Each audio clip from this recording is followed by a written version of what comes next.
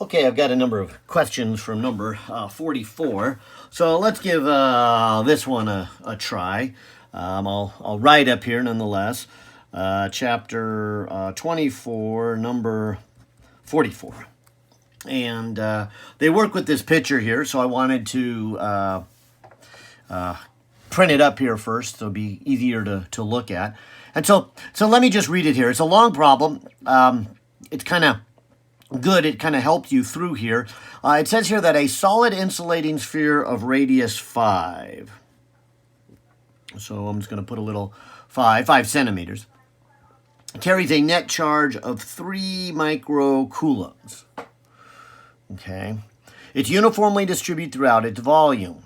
Concentric with this sphere is a conducting spherical shell. So that's this kind of this blue-green shell with an inner radius of 10 and outer radius of 15. So this is a 10 and this is 15. So we've got a kind of a little air gap here and conductor, insulator, and I would assume more air out there. Having a net charge of negative 1 microcoulombs. All right, so the shell's charged 2. And then it says as shown in the figure. So this is the figure I printed up. It says, now, A, consider a spherical Gaussian surface of radius 16 centimeters. So that would be out here somewhere, just beyond the 15. And so it'd be this region of where D is located. So A here. Oops, A. Consider a spherical Gaussian surface of radius 16 centimeters and find the net charge enclosed. Well, the net charge is just adding them all together. So we've got a plus 3 microcoulombs and adding to that a negative 1 microcoulombs, which leaves us with 2 microcoulombs. B goes on to say, what direction is the electric field at the point D? Now this goes to the lecture where we say, hey, draw a line of symmetry. There it is. That's a line of symmetry. I suppose for that matter, this is also a line of symmetry. But we know from our argument that the electric field would have to be along a line of symmetry. And positives would go out, negatives would go in. We've got a net positive, so I guess I would say it is, how do you want to put this? Radial outward or something like that. And say, all right, so D is kind of in my picture here showing radially outward. To C, it says find the magnitude of the electric field at point D. And with these spherically symmetric ones, we've done these quite a few times in class. It's really why they were kind of after these steps if the ultimate goal is to find the electric field. And then that's what D is going to ask. But we could just do the magnitude because once we do the dot product, we could argue that the electric field's the same everywhere on this Gaussian surface, so we pull it in front of the integral. The angle then is 0 degrees, and we're just left with something that looks like this. So that was kind of a fast way to do Gauss's law. Hopefully you've seen in other videos kind of the details that are worked out there, but I will just kind of remind you that's the magnitude of E times the magnitude of dA times cosine of the angle. So if that angle is 0 degrees, cosine of 0 is 1. We pull that out in front, and then the integral of the area is just the area, and it's a surface. So going to geometry, that's where we get that 4 pi r squared. So this would say then the electric field is 1 over 4 pi epsilon naught, the charge that is inside of the Gaussian surface over r squared. This is actually just all Coulomb's constant, so I'll just put 9 times 10 to the 9th there. The charge inside, that's why we did A, that's the 2 microcoulombs. The distance out, I believe it was 16. Let me look back here. Yeah, 16 centimeters, which I'm going to put in meters. square it. We'll even watch my units here. Remember, the Coulomb's constant is Newton meters squared over Coulomb squared.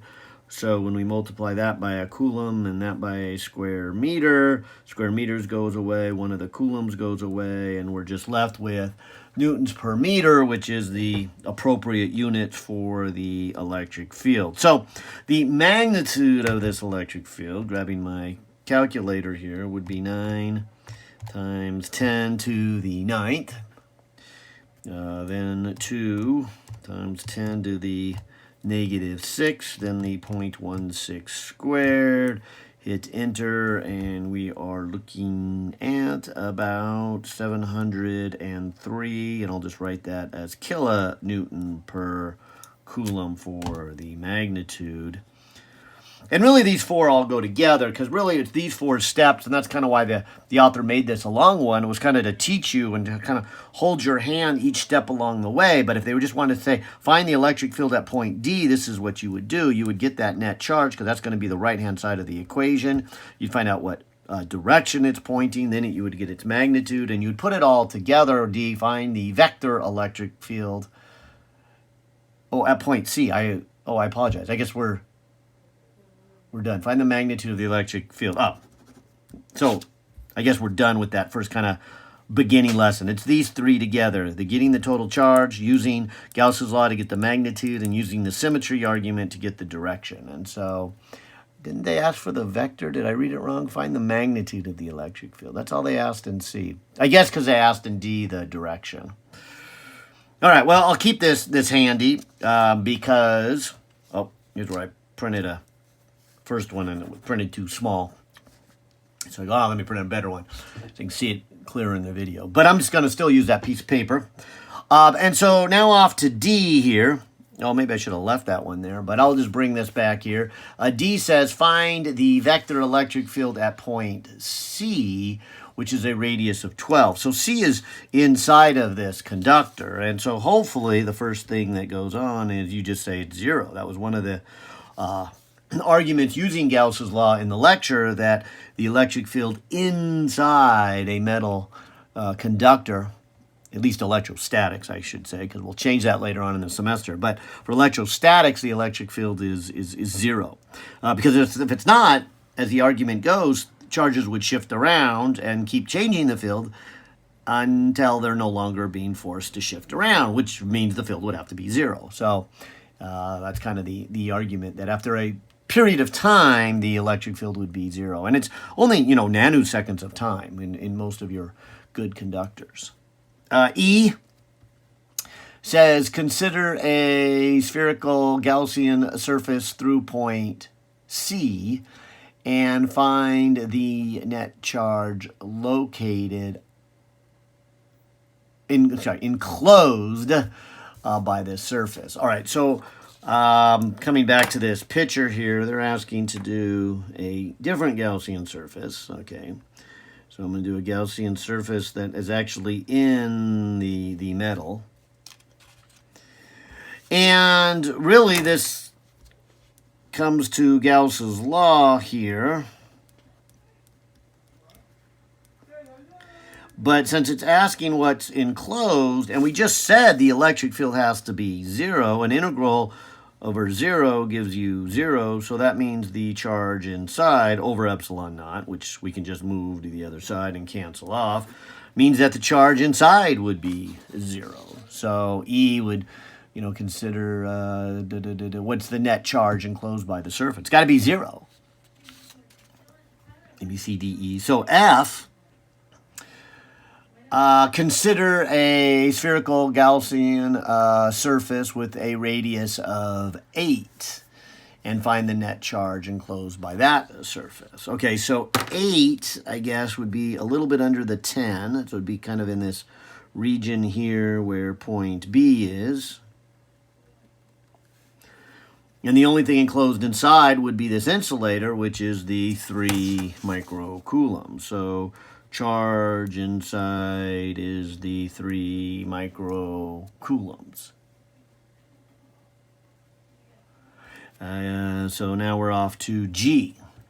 Find the vector electric field at point B at this radius of 8. And I'm going to put it's the same argument here. We would do this Gauss's law.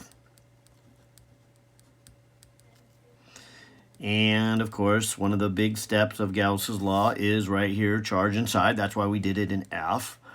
And then, of course, this side would really be kind of the same argument. We would do a dot product from symmetry. We would argue that that angle would be 0. We'd also argue you can pull that in front of the integral. So the only thing left is an integral of dA, which is that surface area. So this would be E 4 pi r squared charge enclosed over epsilon naught.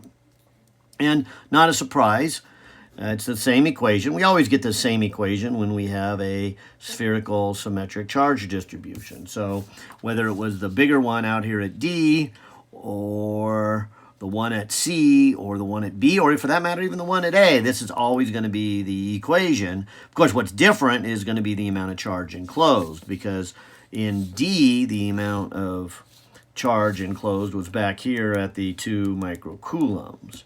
And then in C, the charge enclosed was 0, although we figured that out from the electric field, but that's going to tell me then there must be a negative charge on this surface here. In fact, it must be a negative 3 microcoulombs to balance this 3 microcoulombs from the insulator.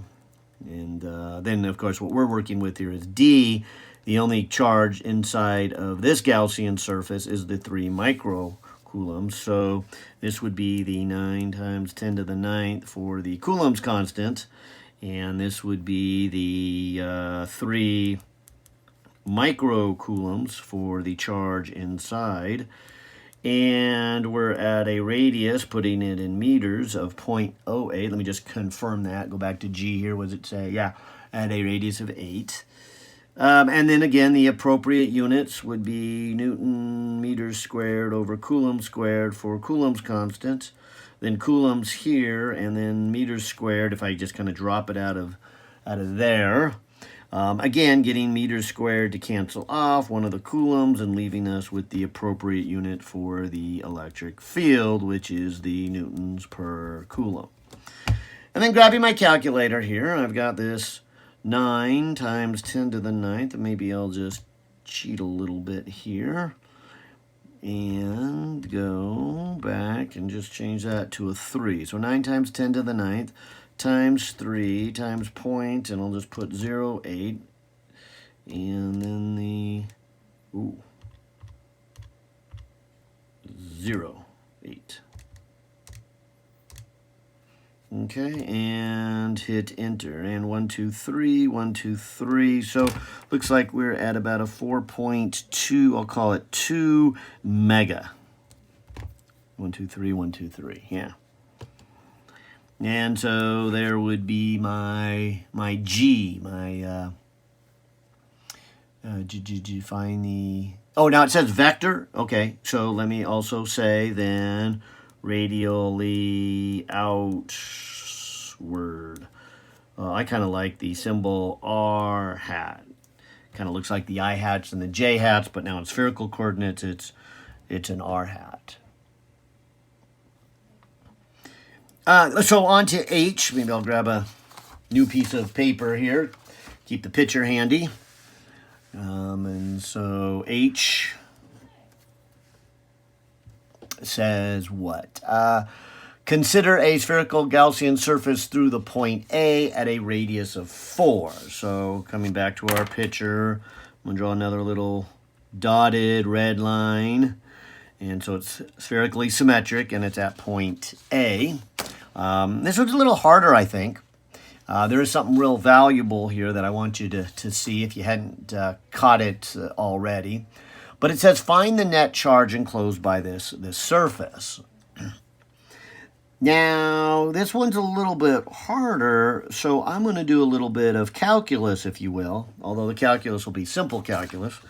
But I'm going to say to get that total charge in here, and I'll just color it in, I would have to add up all the little chunks of charge up to the Gaussian surface. So not all the way up to the full surface of this insulator, which is 5 centimeters. We're only going to be adding up to 4 centimeters. So because of that, this 3, which I don't know if you can read it anymore, this used to say 3 microcoulombs, but this 3 microcoulombs would have been the total if we added all the way up to the 5 centimeters. So we expect to get something under 3 microcoulombs. And the way to do this is to remember then a very useful quantity called the charge density, which is say how much charge per volume do you have. And so when you say you're going to add up all the little chunks of charge, you can do a change of variables here and change it from a dq to a dv. And if I can use a fancy math term here, this is the extra factor that comes in when I change it from a dq to a dv. So that's the Jacobian of transformation right there. And so I transformed it from here to here. And then there's some mathematical relationship between these two variables. That's here. And that ratio is the Jacobian. So that goes there. So with the Jacobian of transformation, I've switched my integral from a summation over charge to a summation over a volume. Now, here's a big and important step, because it's not true for all problems, but it is true for this problem. The density may be a constant. And if it's a constant, you can pull that in front of the integral. If it is not a constant, you cannot. Because, watch this, this just is simply then rho times volume. Ta-da, and you get the charge. And so I'm going to use this equation, but I think sometimes we use it so much, and your book uses it so much, that sometimes students fall into the trap to think that's always true. Notice it was only true when the density was a constant. And there's two problems near the end. No. Is it near the end here? Somewhere I'm scanning down the book. Yeah. I believe 57 you were asked to do. I remember doing that in the Zoom. And see, there they give a function for the density. So you want to be careful on that. 57. And was there another? Maybe not in this chapter. Maybe I'm thinking of last chapter, because I think there was also 2 last chapter where this came into play. Yeah, it must be, because I don't see it now. No. All right, let me scroll back up to this problem, H. Okay. All right, so I'll say it again. We're after the charge, and I'm simply then going to do the charge density times the volume. Now, coming back up to here, there's 2 ways to think about a charge density. And you probably heard me say this in the lectures, that you could think of it as a little piece over a little volume. So kind of like a candy bar.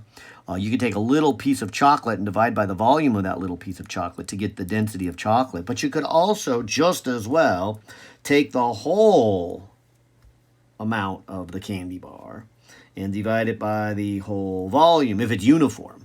And so these would be the same numbers. And of course, in this case, we know these two, not these two. So when we go to do the density, let's do it as that. So let's do the whole charge on that insulating sphere. So this is the 3 microcoulombs divided by the whole volume. And so 4/3 pi 0.05 cubed would be the, and I should put meters in here, that would be the charge density. Now, to multiply by the volume, of course, now here we got to remember that which volume is this. It's not the same volume as this one. This is the volume of where we want the charge enclosed. So this is the 4/3 pi 0.04 meters cubed. So we got to be careful here. And these are the 2 big things I wanted you to see in this problem. It's got a lot of neat things, but this in particular, that you can't always use this equation. You can use it when the density is uniform, and this is our justification. And then likewise, another big thing is right here, when we're talking about volumes, which volume? Because over here, when I did the density, I wanted the whole charge over the whole volume. That gives me the density. Then multiply by the volume of interest of where the charge needs to be. And then fortunately, a 4/3 and a pi each cancel off. And so it's not too hard of a calculation then to say it is a 3, and I'll just leave it in micros, times 0.04 cubed divided by 0.05 cubed. And I suppose I could have done that all in one step. But there is then the 1.54 microcoulombs for H. And sure enough, as we said, we kind of expected that it would be under 3. Maybe even more under 3 than I thought, because that's barely a half. But you got to remember, this outside piece is a lot of volume. This is, you know, where the radius is big. The inside doesn't really have much volume. So not really a surprise when you stop and think of it that way. All right, so then we can go on to I. I says, find the vector electric field at point A. And I'll just jump right to what I had said a few times already in this video, that if you have something spherically symmetric, you're going to get this. And maybe the trickiest part was actually then doing the Gauss's law, and so we've done that a few times. And maybe the other tricky part, especially on this part one, is to get the charge enclosed. That wasn't so bad for D or B, and really not too bad for C. But for A, it was a little trickier to get the charge enclosed. But I have that now. And so this would be the 9 times 10 to the 9th for the Coulomb's constant, and the 1.54 times 10 to the -6 for the charge enclosed. And then the radius, I guess I need to go back to I. Oh, they say at point A, which is the 4. So this would be 0.04 squared. And if you'll let me, since I did it a few times before, skip over the units and say, yeah, those are going to cancel like before. And so grabbing my calculator, 9 times 10 to the 9th times 1.54 times 10 to the -6. And then 0.04 squared, coming up with 1, 2, 3, 4, 5, 6. Wow. 80, well, let's go 8.66 times 10 to the 1, 2, 3, 4, 5, 6. Or is that 7? 1, 2, 3, 1, 2, 3. Okay, 6th. Yay! Oh, and then, of course, radial outward, which I'll do this R hat that I mentioned in the last problem. Kind of a nice way of getting the direction of it. And, oh, there's even more still to go. J. Determine the charge on the inner surface of the conducting shell. Well, I think I alluded to that, but we'll come back up here. This really follows from back here, where we said that the field at point C, which was question D, was 0, and that made then the necessity for the charge totally enclosed to be 0.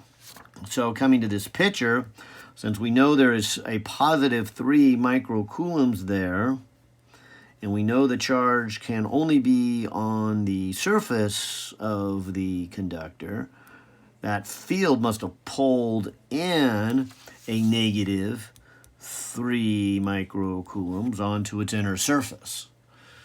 And so that inner surface would be a -1.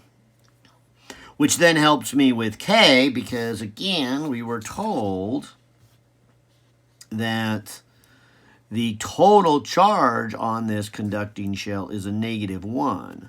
So if we have a -3 on the inner surface, and charges can only be on the surface, the outer surface must be a +2, so that when we put the -3 together with the +2, we get a total of -1. So the outer surface must have +2 microcoulombs for K.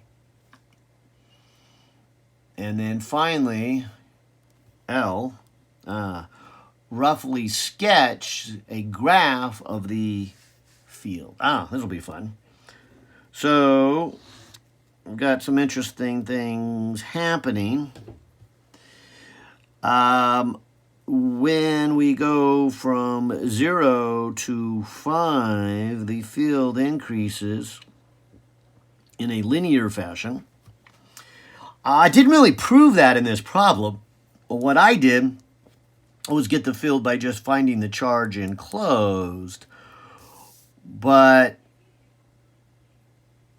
if you come back and think about where this math came from, this right here, this charge inside was density times volume, and the volume would have been the 4/3 pi, and I'm going to write it as r cubed. Now, I know when we did the problem, they specifically asked at 4 centimeters, so that's why I just put in a 4. But had they left it as a variable, there would have been an r cubed, and then there would have still been this r squared, which again, of course, later we put 0.04.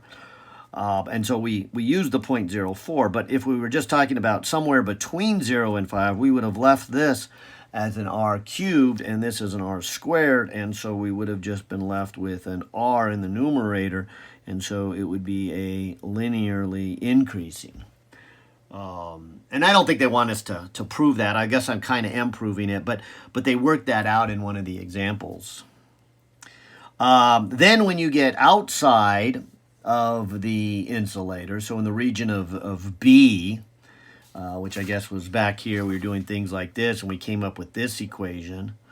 The total charge always remained the insulator, the 3 microcoulombs. So between a 5 and a 10 centimeters, the amount of charge never increases. That stays constant, unlike when we were between 0 and 5. So if that number stays constant, but you keep moving out, then there is a decrease that follows this 1 over r squared, the lab we did last week, the inverse square law of electricity. Of course, then when we get into the region of 10 through 15, as we mentioned, as soon as we hit that 10, there's a huge negative charge which terminates the electric field. So electric field at this point has some value and then quickly drops to 0 as the negative charges build up on this inner wall and terminate the field.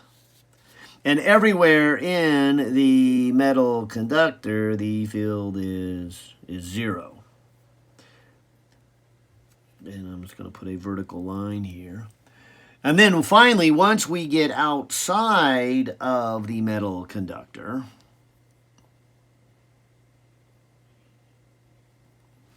there is a decrease, and it decreases a hair more because the conductor does have a negative charge on it, but it does, if you will, pop back up. And so maybe I shouldn't have put that dotted line there, but it pops back up, but not as high as it would have gone had there been no charge on here. This negative actually diminishes the field a little bit. In fact, as you hopefully can see, if this was a negative 3 microcoulombs, there would have been nothing on the outside, and it all would have moved here, and the field would have then diminished to 0 and then never picked up again. There was never a 2 or a charge on the outside surface to initiate the field again. But this does have an initiation of 2. That's why it doesn't quite follow this pattern, because this is following the pattern of being initiated by a 3 microcoulombs. All right, and that's it. Hopefully I got them right.